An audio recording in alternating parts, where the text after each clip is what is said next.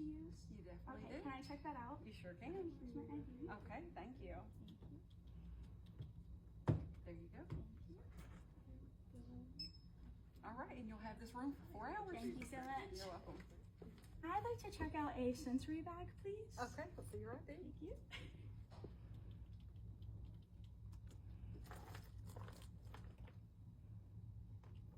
There you go. Thank you. And how long do I have this for? You will have that bag for 4 hours. 4 hours. Okay, thank you. You're welcome. Hey guys, this is the sensory room in the library. It's on the 6th floor. You'll just go down and like we all saw earlier, just check it out and everything with your ID. So let's take a little tour. So first we've got some padding on the walls just to kind of help with that sound and block out the sound from the outside and everything. We've got a cute little rain machine, sound machine. You can change the noise levels on it and everything.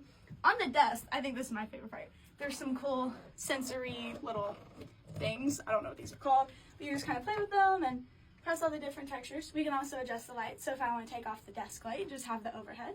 Or if I want to do the opposite, I can do it this way, which I prefer it this way. And then we also have some fidget toys in here. We've got a little mask if you are having some trouble with the lights and you just need a second to take a deep breath or anything. And then we've got some different toys to play with, and we've got some coloring books and some coloring papers. And let's take a look inside of our sensory bag. So sensory bags you can check out for anywhere in the library. They just have to remain in the library. So if you want to take this to one of the study rooms on the 9th floor that we're going to go see in a little bit, then you're welcome to. Now, first off, we have another eye mask, so that way if you just need a break or anything, you need a second to just kind of block out some of the light, you have that. We've got some fun little jelly things.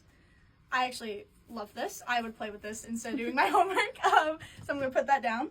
And then I have just a little note saying everything that's in here, so that way you can make sure you have all of it when you return it. We've got some more texture things. I'm not sure what this one is, but I think it's really cool. Is this the worry stone? I don't know. I think so. I think this is the worry stone, so you kind of just move it, play with it, or you can move your thumb along it as you're playing or doing your computer or whatever. We have this one you can wear as a bracelet, move it upside down. Oh, I love these. Just move the ball around it. You can twist it. You can do whatever. And then there's a ball inside to kind of move that one around. Of course, we have just a normal stress ball. This one looks like the earth. We can also bounce it. I wouldn't recommend that if you're in one of the study rooms, just because it could be loud outside in the other ones. And then I love these. Those could be a little overstimulating though. So just make sure that you're not, you don't want it to be too loud with one of those. And then we've got some more. We've got just some like fidget toys. We've got a little thing. We've got a small fidget spinner. I have so many of those at home. And we have some earplugs that you can use. And don't return these in there, but you can use these so that way you can help block out even more of that sound. So if you want to use any of these items, just make sure you head to the circulation desk on the 4th floor. Check them out and they'll get you all taken care of. Hi, can I check out just a single person study room? Sure. Yep.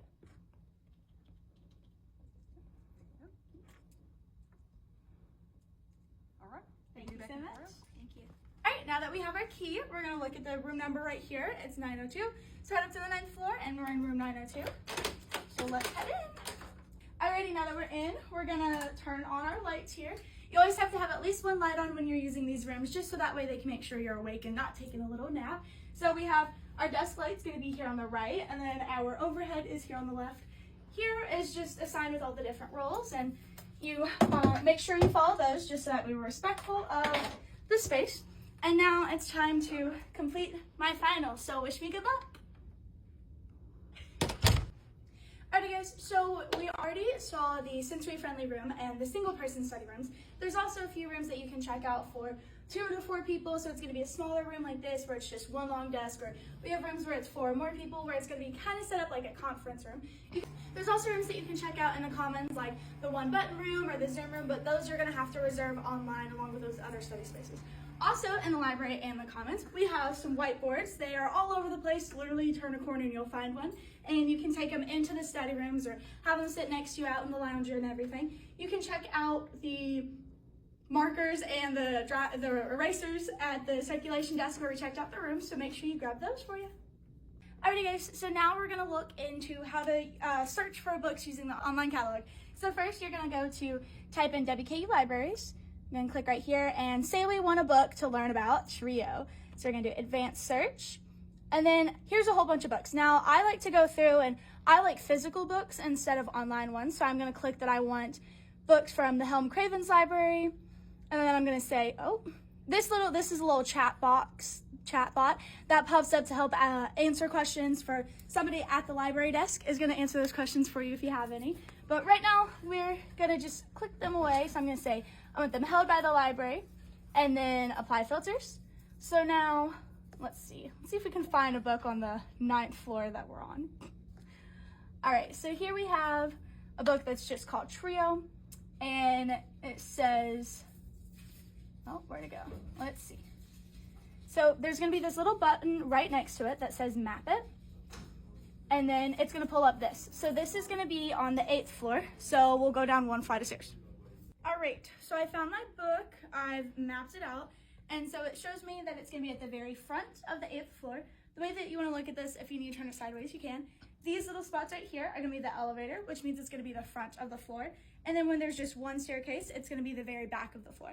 So this shows me it's at the very front, and the number is PR 6003. So every single bookshelf on the end of it, like you saw earlier, is gonna have a code on there so that way you can tell where the books are at. So I'm gonna come here and it's gonna say, let's see, this is 6003. So I'm in the right spot and I'm looking for U13. And by then, once you found the general area, if it's easier to look alphabetically, you can. So let's see, we're looking for Buchanan, there's A, here it is. Here's our trio book. Alrighty guys, so here is the elevator in the Commons. When you walk in coming from the top of the hill, when you come in from the left, or if you're coming from the library, it's gonna be all the way past Spencer's. And you can just hit it up or down, and it'll take you down to the basement where all of the restaurants are, like Road Trip and Panda and all the others, or it'll take you up to the 3rd floor where all of the study spaces and all the books are in the Commons.